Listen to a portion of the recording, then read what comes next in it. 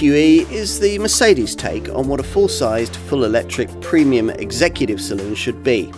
Essentially, it's a downsized EQS, which means it's very futuristic indeed, and sophisticated where you'll want it to be in terms of range and cabin tech. Still want that E-Class saloon? Try one of these first. The EQE promises to be a sublime cruiser with class leadership targeted in all areas of noise reduction. That's very Mercedes, and so should be the feel of the volume EQE 350 model's 288 brake horsepower rear-mounted motor, which is linked to single-speed transmission and powered by a 10-cell 90.6 kWh battery, offering a WLTP-rated range of 339 to 410 miles, better than most rivals. It's fast too, the 62 mph sprint dispatched in 5.9 seconds en route to a high, for an ordinary EV, top speed of 131 miles an hour. Inevitably, Stuttgart has also developed a faster Mercedes-AMG 53 4MATIC Plus model for those that might want it, complete with 4MATIC four-wheel drive and a range of 275 to 322 miles. This offers 626 horsepower and deals with the benchmark sprint in 3.5 seconds. Add to this top version the optional AMG Dynamic Plus pack and output rises to 687 horsepower and the sprint time improves to 3.3 seconds. But the EQE 350 will be more than sufficient for most. Air suspension, optional on the 350 but standard on the 53, eases away the issues of the day, and if you don't like the silence, there are various selectable sound programs linked to the ebb and flow of the electric motor. Silver waves, vivid flux, and roaring pulse.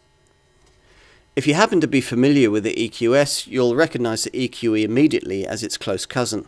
The two cars share the same EVA2 all-electric platform, but the EQE is 270mm shorter, though is still almost 5 metres in length, which makes it a touch larger than an E-Class. In fact, the dimensions are more similar to the brand's CLS four-door coupe.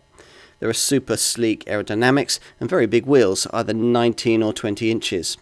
What's under the panelwork is interesting too. This is the first Mercedes to be built using 100% recycled steel. As you approach the EQE, the door can open automatically for you, unaided and chauffeur-like, then it'll close behind you once the seatbelt has clicked in. Most customers are going to want to pay more for the extra cost hyperscreen, which spans a complete width of the dashboard. There are 3 parts to it: the main centre touchscreen, the instrument monitor and the head-up display. Plus, at further spend, you can add a 4th passenger side infotainment centre, which allows your front seat friend to play games, watch movies or access various secondary controls. Full battery platforms are usually more space efficient than combustion ones, and so it proves here.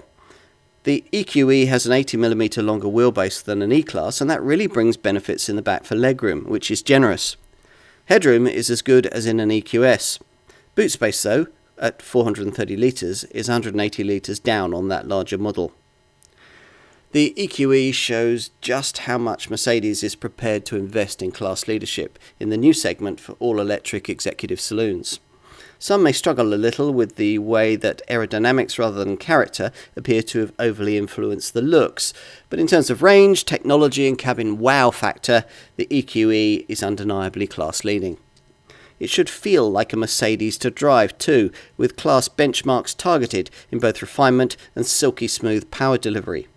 Choose one of these, then live with it for a bit, and you might find yourself wondering why the combustion-engined E-Class equivalent is still on sale.